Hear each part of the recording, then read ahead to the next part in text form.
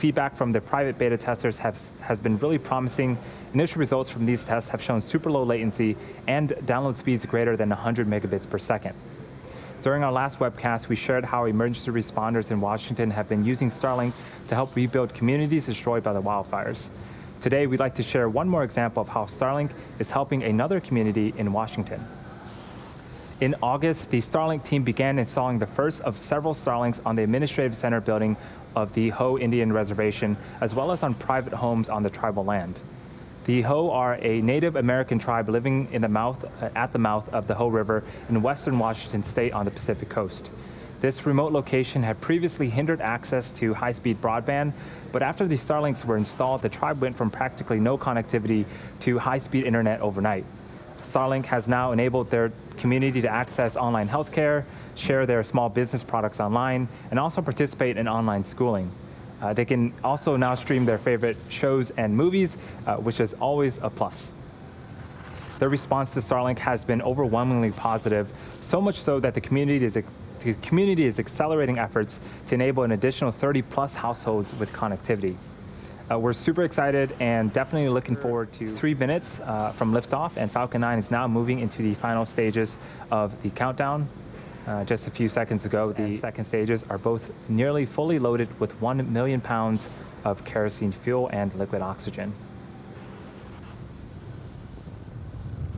We've also begun first stage engine chill. This is where we allow a small amount of super chilled liquid oxygen to flow into the Merlin engines to avoid any shocks to the system. At around the T-minus 2 minute mark, LOX should finish loading on the second stage, which will be the last of our propellant loading. And around the T-minus 60-second mark, Falcon 9 is in startup.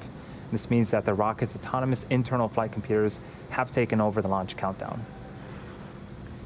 The Starlink payload continues to be healthy. The Falcon 9 team is tracking no issues on the rocket.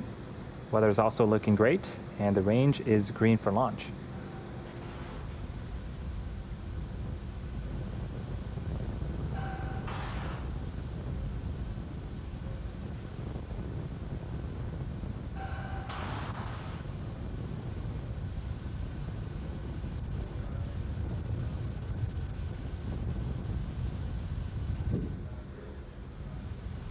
You can start to see that we're venting the super chilled liquid oxygen. In a few moments, we should start to see clouds formed around Falcon 9, and if we do, that is normal and completely expected for us. That is where the super chilled liquid oxygen meets the ambient warmer air of Florida and starts to condense.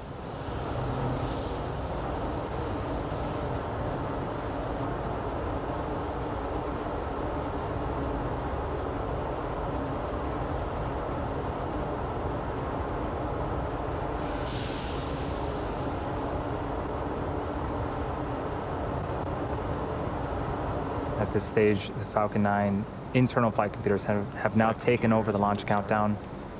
The first and second stage are also beginning to pressurize for launch. LD, go for launch. And there's the launch director giving the final go for launch at T-minus 30 seconds. And counting, all systems are go for launch. Let's listen in to terminal count and watch as Falcon 9 takes our 60 Starlink satellites into orbit.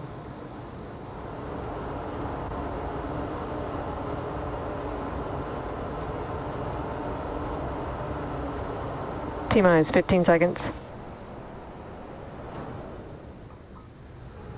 10, 9, 8, 7, 6, 5, 4, 3, 2, 1, 0. Ignition and liftoff.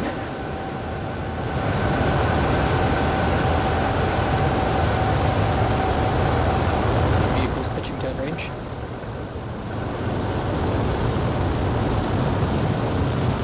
Stage 1 chamber pressures are nominal.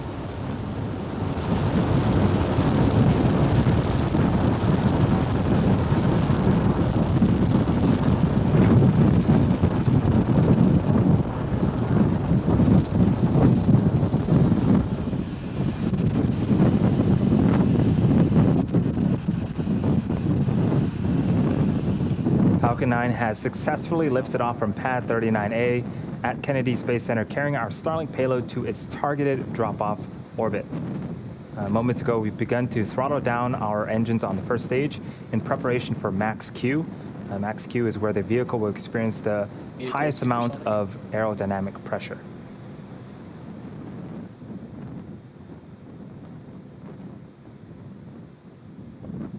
Max Q.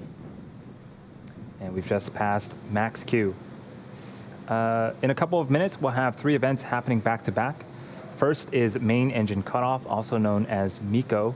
This is where all 9 Merlin engines on the first stage will shut down to slow the vehicle down in preparation for stage separation. Stage separation is where the first and second stage will separate from one another, with the first stage making its way back towards Earth for landing, while the second stage continues its journey with the third event, which is second engine start 1, also known as SES-1. This is where the single engine on the second stage, our Merlin vacuum engine, lights up and will continue to propel the second stage along with the Starlink satellites to orbit.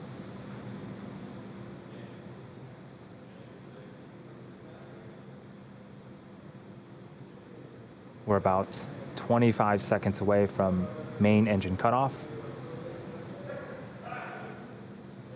Got some really cool footage of Falcon 9 right now.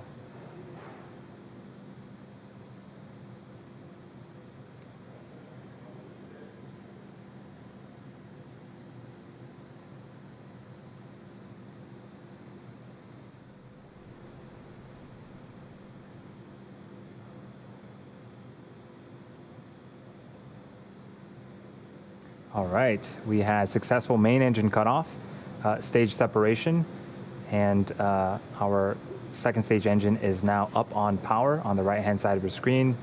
Again, on the left-hand side of the screen is our first stage. It's going to make its way back to Earth to attempt landing for the 6th time on our drone ship in the Atlantic Ocean. Next event coming up is fairing deploy. It should happen just a few seconds from now.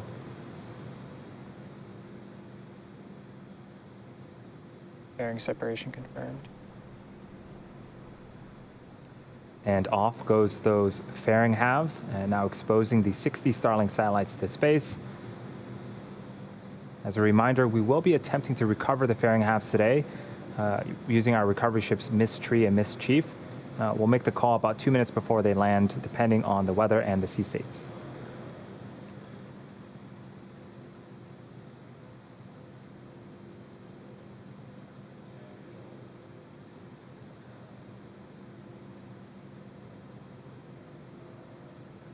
We're just over T plus 4 minutes to flight, and as the second stage heads towards its targeted drop-off orbit, the first stage will execute 2 burns in order to make its way back towards Earth. The first stage is what you see on the left-hand side of your screen. The first is the entry burn, where 3 of the Merlin engines will reignite. This helps to slow the stage down as it re-enters the upper parts of the Earth's atmosphere. The second burn is the landing burn. This is a single engine burn that brings the vehicle speed down rapidly in order to land on the drone ship. The first burn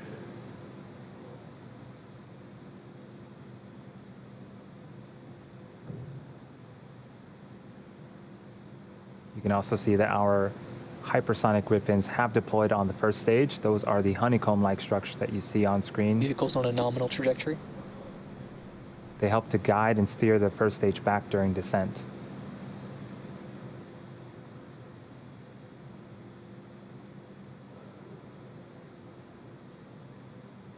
Now, the satellites on the second stage, we're sending 60 more up there to join the existing 750. So after today's mission, we'll have 800 Starlink satellites up there.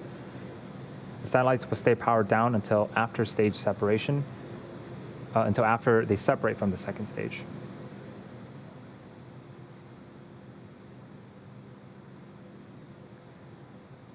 You might be able to see some periodic bursts of gas from the first stage. That is nitrogen gas from our attitude control systems.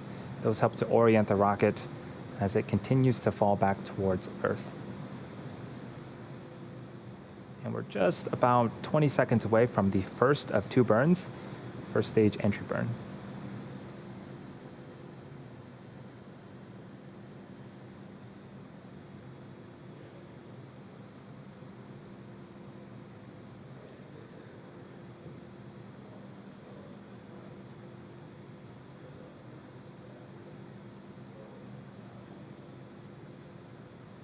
Stage 1 entry burn startup. Stage 1 FTS is saved. 3 Merlin engines have relit and are now slowing the first stage down before they hit the upper parts of... Stage 1 entry burn shutdown. All right, the second burn will be happening about 90 seconds from now.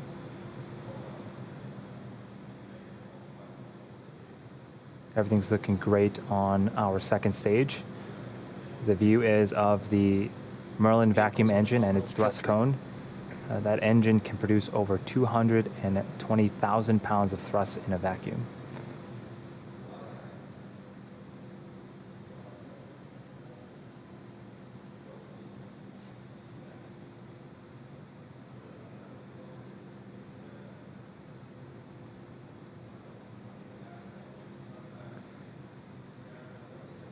We're about 30 seconds away from the beginning of our second and final burn.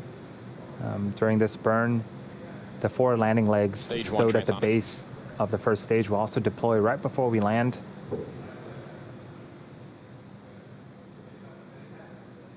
This final burn should last about 22 seconds.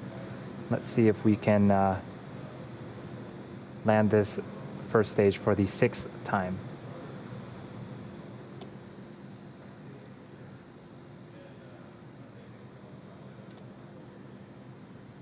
Stage 1 landing burn.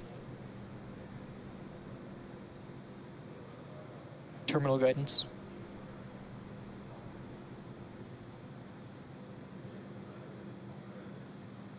There's a view of our Stage drone 1 ship. landing leg deploy.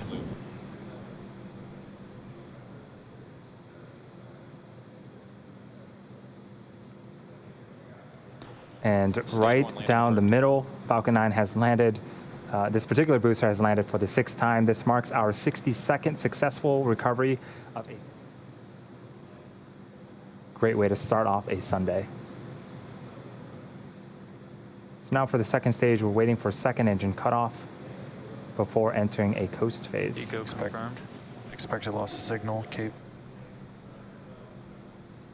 And we did see that we had second engine cutoff.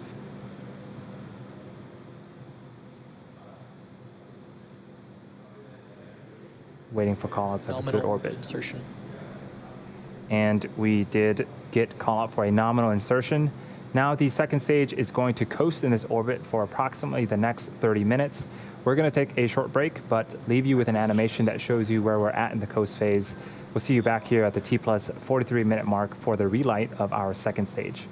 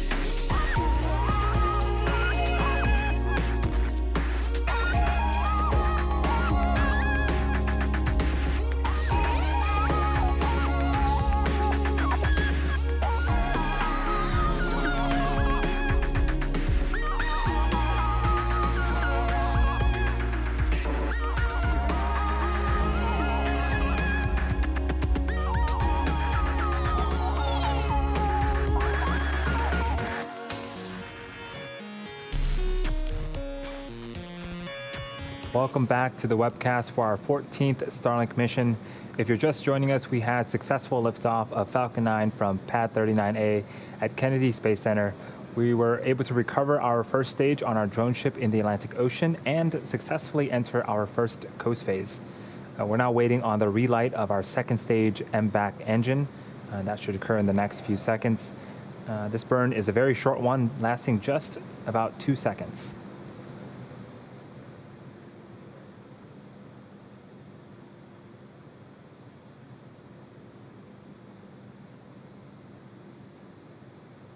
Shortly after the burn, we'll wait for confirmation of a good orbit.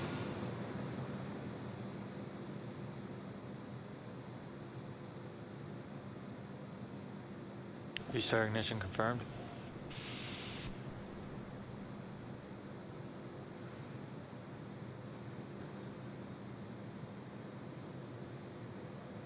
You just saw on screen. We did restart that Merlin engine.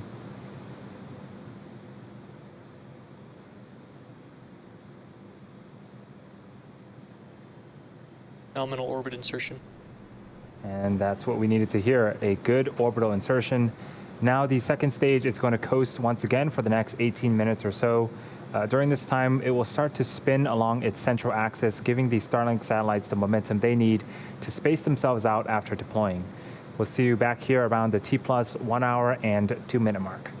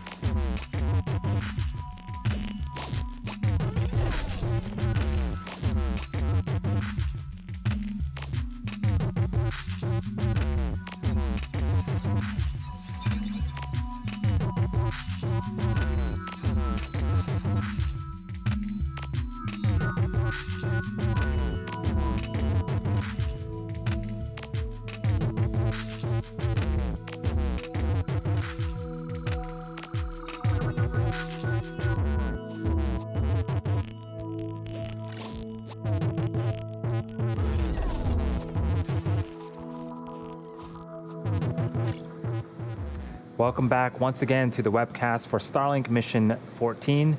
We're just past the T plus 1 hour mark and coming up on the deployment of our 60 Starlink satellites. Thus far, we've seen successful liftoff, stage separation, first stage recovery on our drone ship, and 2 successful second engine starts. The second stage has been spinning along its central axis, giving the Starlink satellites the momentum they need to space themselves out after they deploy. Each of these satellites weighs approximately 260 kilograms and features a compact flat panel design that minimizes volume, allowing for a dense launch stack to take full advantage of Falcon 9's launch capabilities. Starlink satellites are also equipped with efficient ion thrusters powered by Krypton that enable the satellites to orbit raise, maneuver in space, and deorbit at the end of their useful life. Starlink is in fact the first Krypton-propelled spacecraft ever flown. Now we're just a few seconds away from payload deploy, so let's listen in for the call out of payload deploy.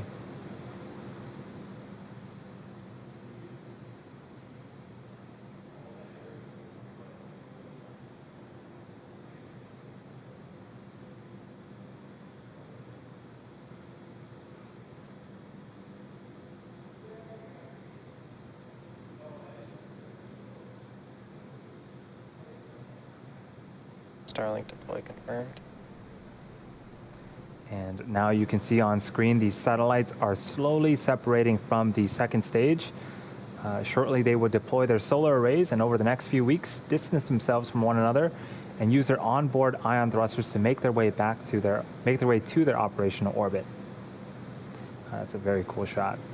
A quick update on fairing catches. It looks like we had a good catch on both fairing halves, but the corner of the net on Mist Tree didn't hold up and gave way. We didn't have any impacts to the recovery team personnel, so we'll bring them back and see if we can use them on a future flight. And with that, we'll be bringing our webcast to a close. Thank you to the Range and Federal Aviation Administration for supporting today's mission. Again, if you are interested in getting future news about our Starlink service, head on over to starlink.com and sign up for updates. Thanks for tuning in, and have a great rest of the Sunday, everyone.